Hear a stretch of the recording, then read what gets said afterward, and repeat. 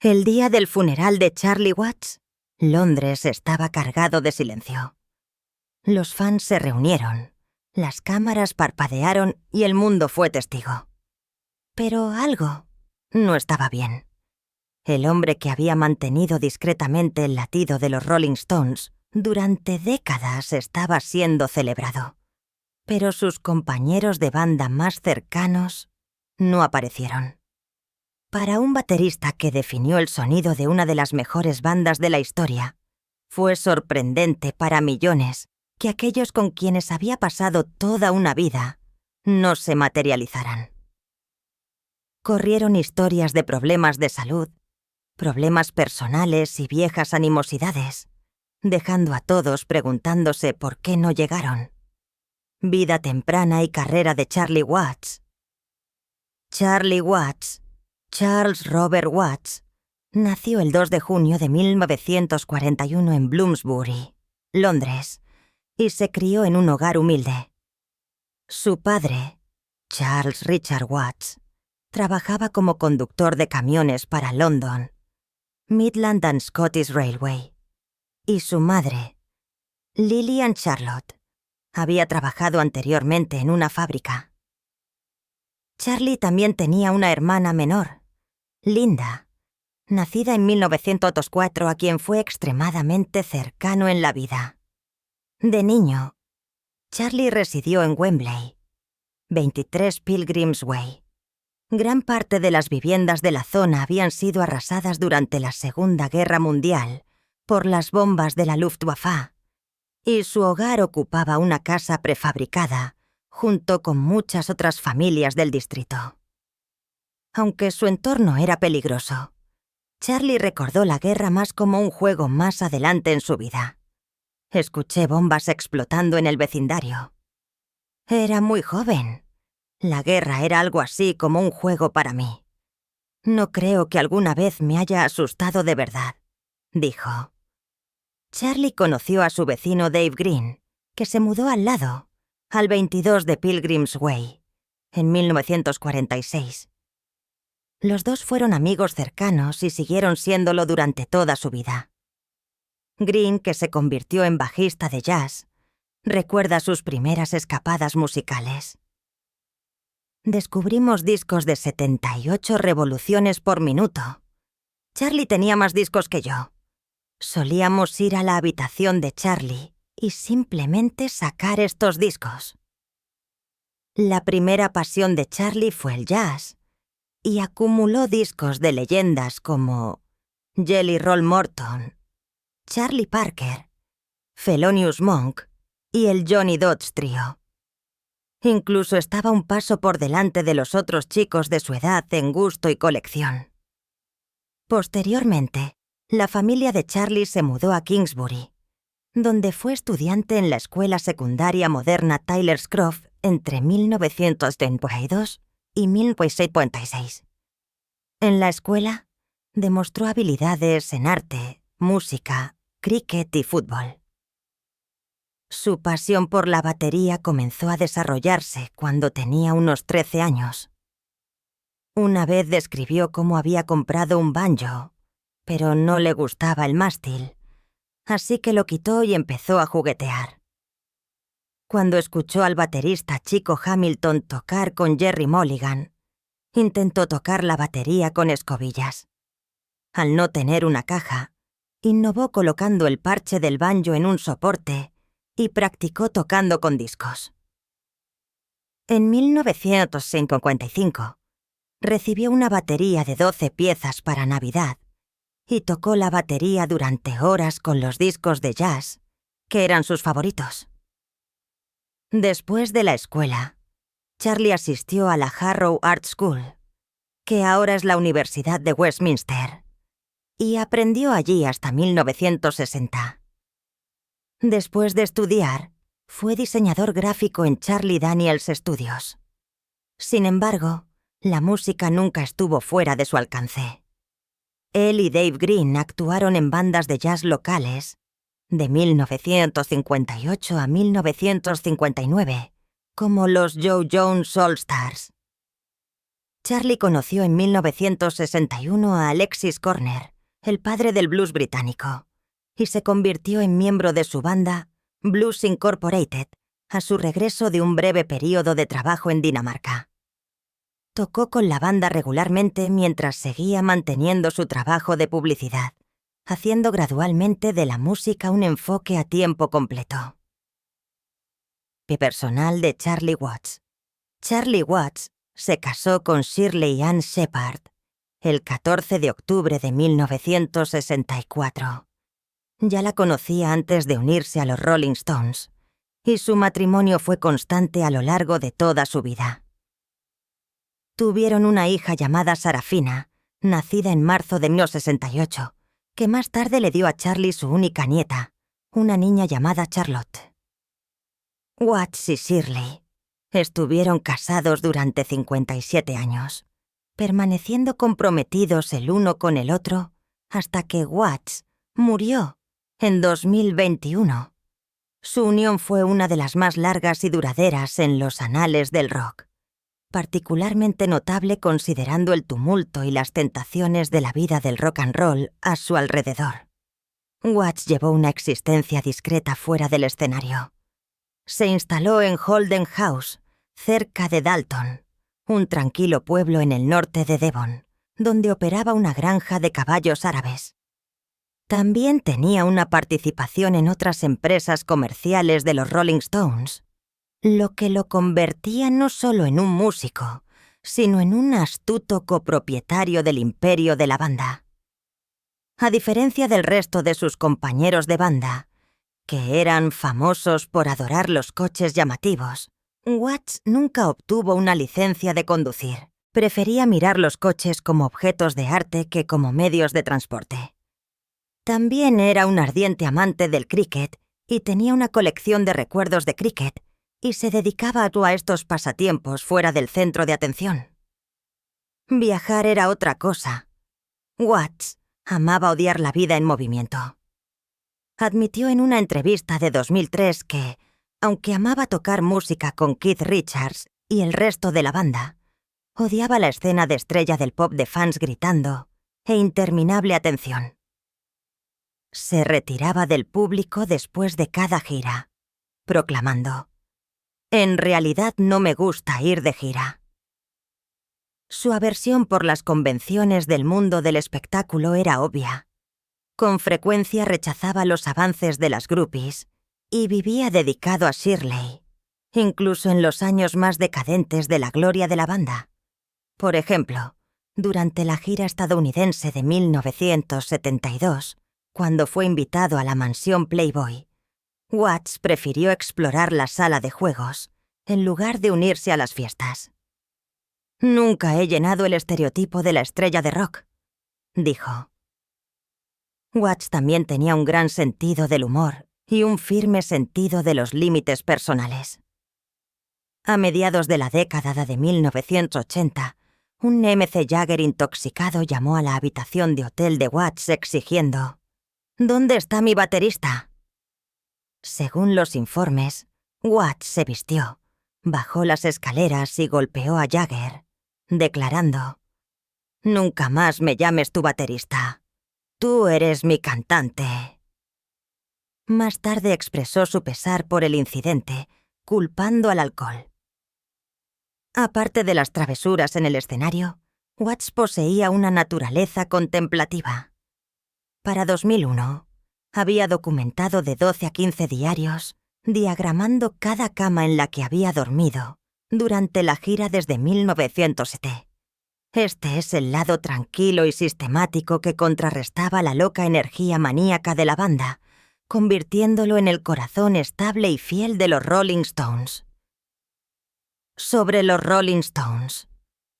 Keith Richards y MC Jagger se conocieron originalmente de niños en Dartford, Kent, durante la década de 1950. Asistieron a la misma escuela y se hicieron amigos cercanos. La familia de Jagger luego se mudó a poca distancia a Wilmington en 1954, pero los niños siguieron siendo amigos.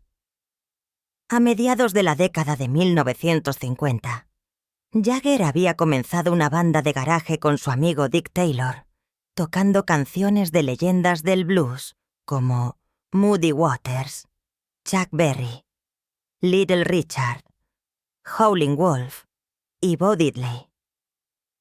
Su amor por la música reunió a Jagger y Richards el 17 de octubre de 1961 en la estación de tren de Dartford. Jagger llevaba discos de Chuck Berry y Muddy Waters, y Richards notó de inmediato que compartían el mismo gusto musical. Esa sesión encendió una de las colaboraciones de composición más legendarias en la historia del rock. Más tarde, Jagger, Richards y Taylor comenzaron a ensayar juntos inicialmente en la casa de Jagger, luego en la de Taylor. Se llamaron a sí mismos The Blues Boys. A principios de 1962, se encontraron con el grupo Blues Incorporated de Alexis Corner en el Ealing Jazz Club. Grabaron un casete de su mejor trabajo y se lo enviaron a Corner, quien quedó impresionado. El encuentro con Corner y sus compañeros músicos Brian Jones, Ian Stewart y Charlie Watts introdujo a Jagger y Richards al mundo de la música profesional y a nuevas posibilidades. Posteriormente, Brian Jones puso un anuncio en Jazz News buscando músicos, lo que resultó en que Jagger, Taylor y Richards se unieran a él y a Stewart. Los ensayos iniciales involucraron hacia algunos otros, que finalmente se fueron.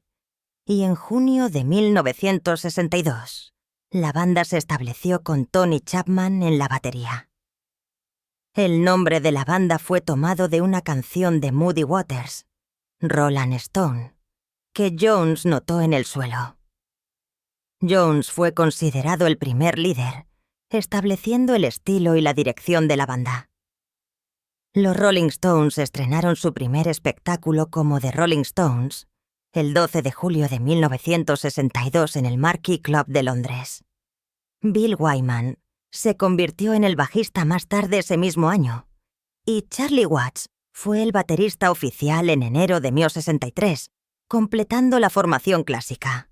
A principios de 1963, los Stones estaban de gira por Gran Bretaña, interpretando versiones de blues y construyendo una base de fans leales. Su productor, Andrew Luke Oldham, ayudó a moldear su imagen de chico malo para contrarrestar a los Beatles, pulcros y bien cortados, promoviendo la moda rebelde, el pelo largo y la publicidad transgresora. Los Stones lanzaron sencillos como Come On y I Want to Be Your Man en 1963 y 1964, y se embarcaron en su primera gira por Estados Unidos, que comenzó erráticamente, pero los presentó a nuevos fans. Para 1965, el grupo dominaba las listas de éxitos del Reino Unido y Estados Unidos, con discos como I Can't Get No Satisfaction y Get Off of My Cloud. A lo largo de este periodo, comenzaron a componer más de su propio material y a expandir su sonido, incluyendo incursiones en la música psicodélica, en lanzamientos como Their Satanic Majesty's Request en Mentojet. Incluso con dificultades legales y problemas internos, los Rolling Stones se habían arraigado firmemente como una de las bandas más innovadoras y controvertidas del rock. La carrera de Charlie Watts con los Rolling Stones. Charlie Watts conoció por primera vez a Brian Jones, Ian Stewart, Mick Jagger y Keith Richards a mediados de 1962 en los clubes de Rhythm and Blues de Londres. Sin embargo, no fue hasta enero de 1963 que se convirtió oficialmente en miembro de los Rolling Stones.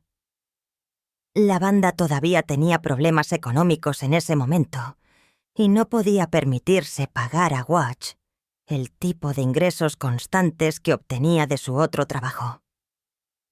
Aún así, eligió unirse a la banda y su primera actuación en vivo como miembro de tiempo completo fue el 2 de febrero de 1963 en el Ealing Jazz Club.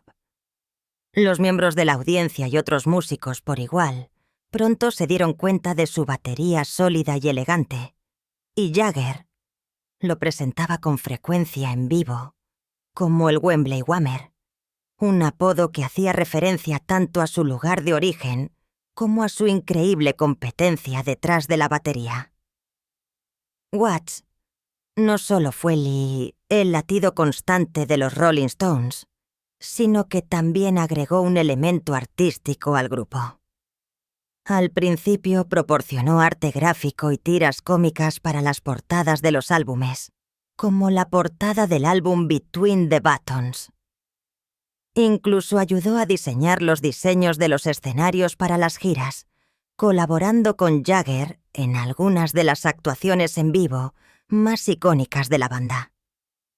Por ejemplo, el sofisticado escenario en forma de loto para la gira de las Américas se convirtió en una firma visual y también contribuyó al diseño de los escenarios para las giras Steel Wheels, Urban Jungle Tour, Bridges to Babylon, Licks y A Bigger Bang Tours.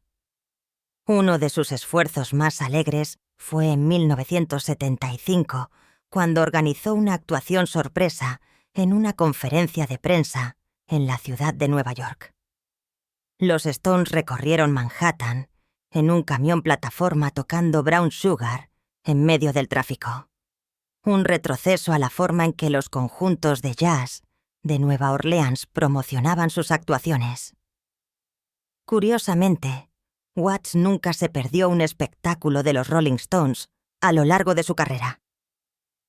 Su compromiso fue total y actuó en todos los conciertos desde su concierto público inicial, en 1963, hasta su concierto final en vivo el 30 de agosto de 2019 en el Hard Rock Stadium, en Miami, Florida. Junto con Jagger y Richards, es uno de los únicos 3 miembros que tocaron en todos los álbumes de los Rolling Stones. Una señal de su devoción y la contribución fundamental que hizo a la música de la banda. Sus actividades fuera de los Rolling Stones. Charlie Watts fue quizás más famoso como el latido confiable de los Rolling Stones, pero su viaje musical fue mucho más allá del rock and roll. Mientras que muchos de sus compañeros de banda vivían en el mundo de rango libre del rock, Watts siempre ha tenido una profunda pasión por el jazz, que coloreó gran parte de la vida de su no. El jazz, de hecho, no era solo una vocación para él, era un amor de toda la vida. En diciembre de 1964, mientras que los Rolling Stones apenas comenzaban a dejar su huella en el planeta, Charlie hizo un movimiento en una dirección completamente diferente. Lanzó un pequeño libro de dibujos animados titulado Ode to a High Flying Bird, una dedicación a su ídolo, el saxofonista de jazz Charlie Parker.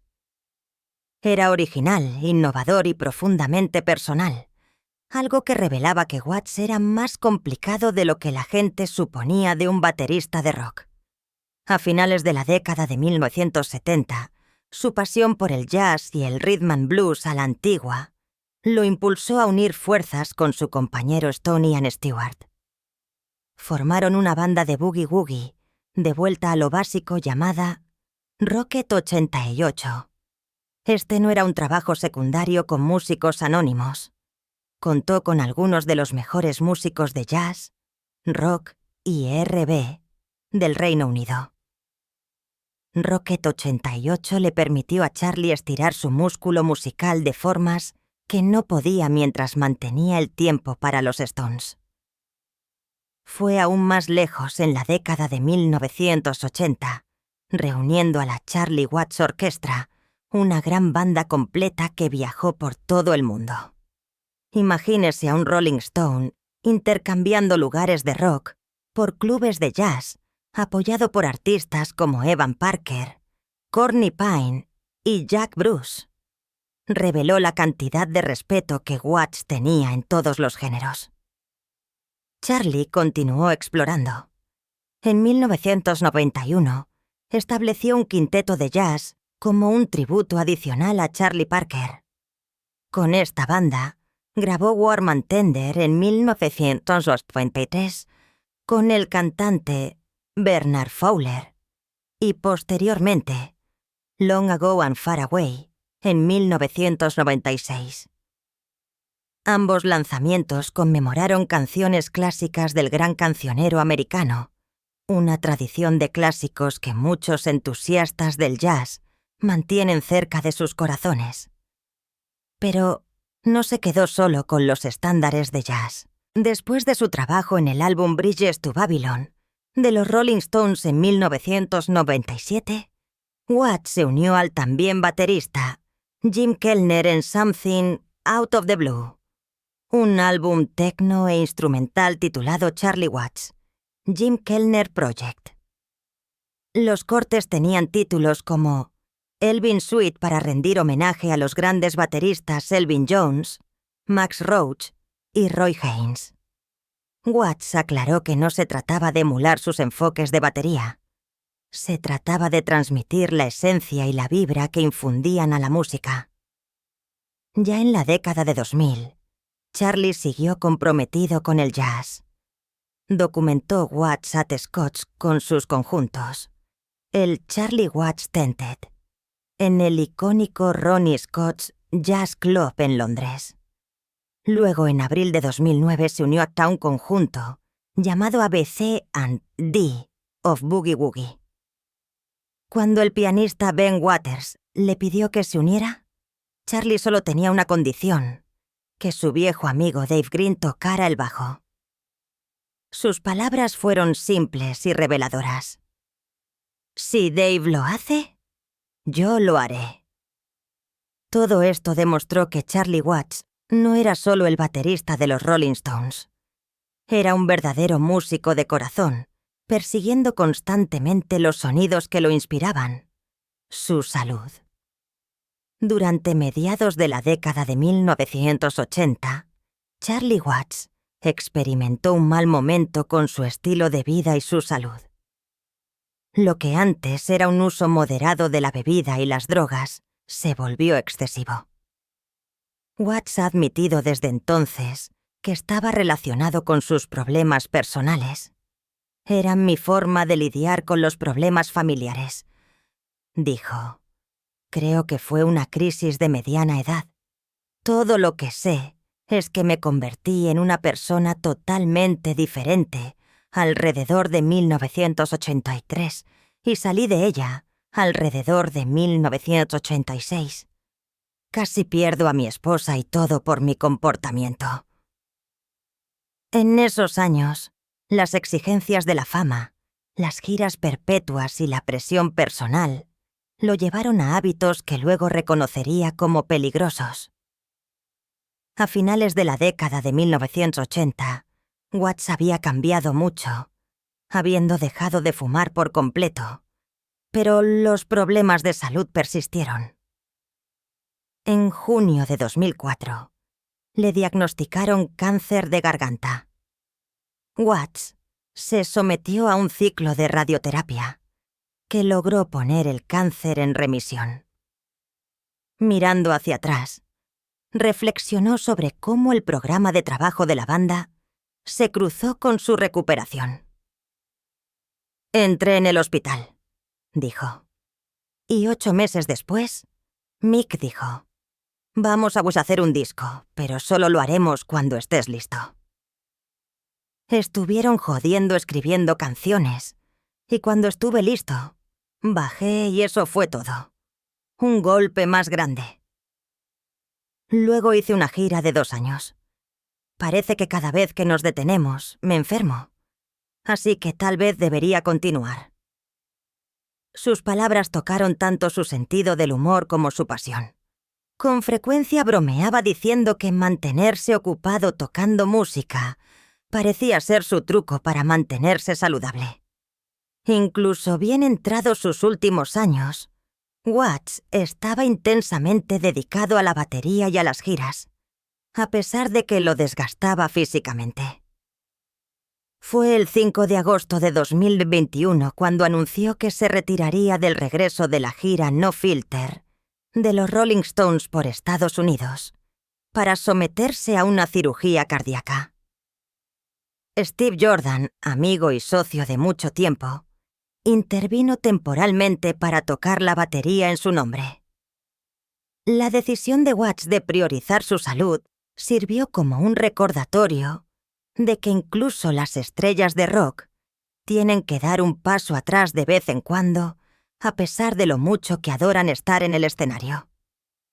Durante su vida, Watts equilibró su amor por la música con las exigencias del envejecimiento y los problemas de salud, demostrando una tenacidad tan fuerte como su comportamiento constante y gentil detrás de la batería.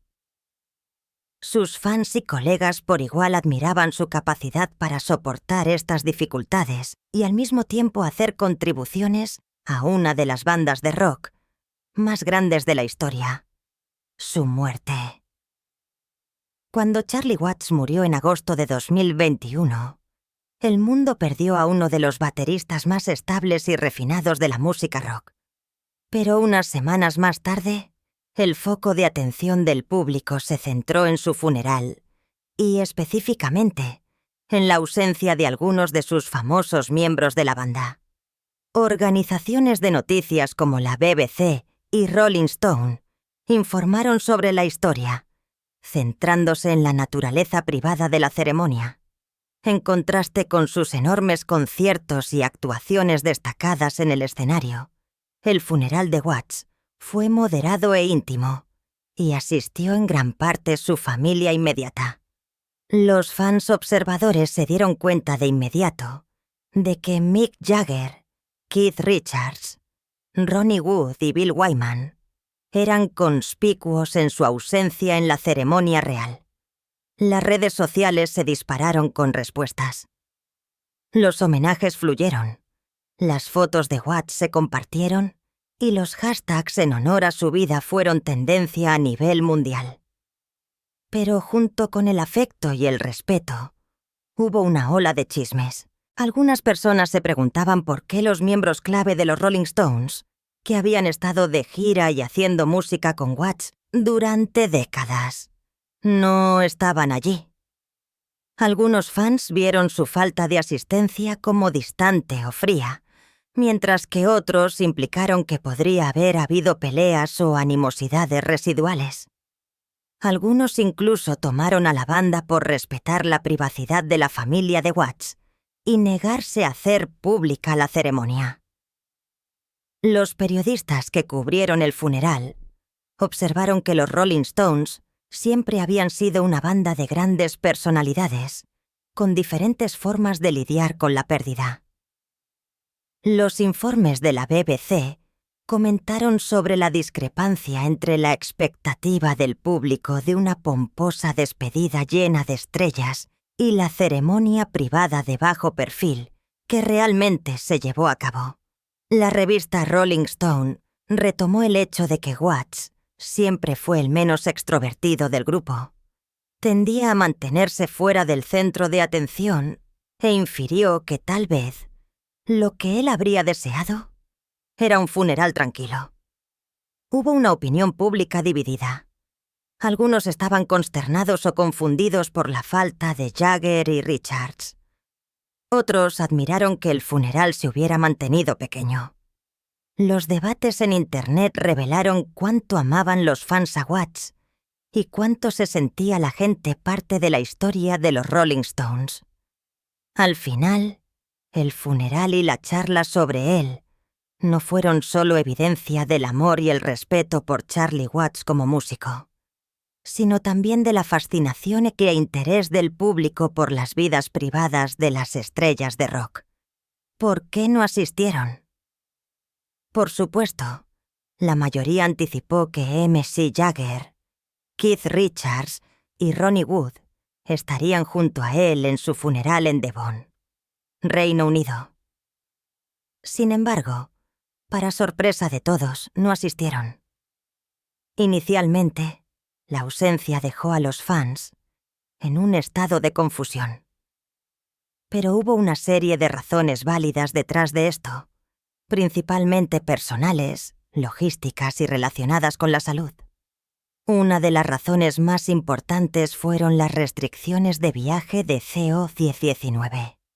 Jagger, Richards y Wood estaban en realidad en Boston, Massachusetts, ensayando con los Rolling Stones para su gira en ese momento. Viajar al Reino Unido no era conveniente porque las regulaciones de cuarentena eran estrictas, y hacer un viaje improvisado habría sido demasiado complicado. Un representante de la banda confirmó que los miembros de la banda simplemente no podían asistir debido a los obstáculos de viaje. Sin embargo, otra consideración clave fue el propio deseo de Charlie, de un funeral privado. Watts había sido extremadamente reservado y humilde por naturaleza, y prefería permanecer fuera del centro de atención siempre que fuera posible. Personas cercanas a la banda indicaron que los Rolling Stones deseaban respetar eso. Un representante dijo que los Stones tenían que respetar los deseos de Charlie, de un funeral privado. La naturaleza pacífica y moderada de Charlie llegó incluso a los preparativos para su despedida. Los problemas de salud fueron otra razón práctica. Para 2021, los miembros de la banda tenían entre 70 y 80 años. Viajar internacionalmente durante una pandemia planteaba riesgos reales y su edad hacía que la precaución fuera aún más importante. Jagger, Richards y Wood naturalmente priorizaron su seguridad, lo que jugó un papel en su decisión de no asistir.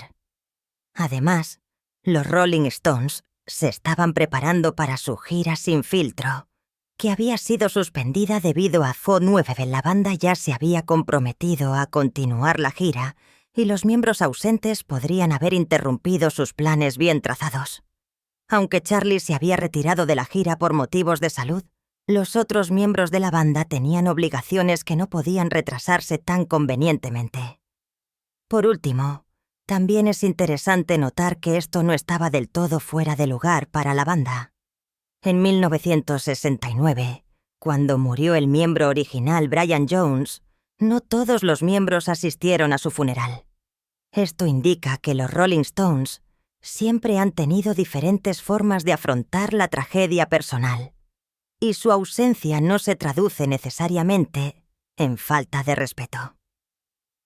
En resumen, la ausencia de Jagger, Richards y Wood fue una combinación de respeto a los deseos de Charlie, lidiar con las restricciones de viaje pandémicas, priorizar su propia salud y cumplir con las obligaciones profesionales.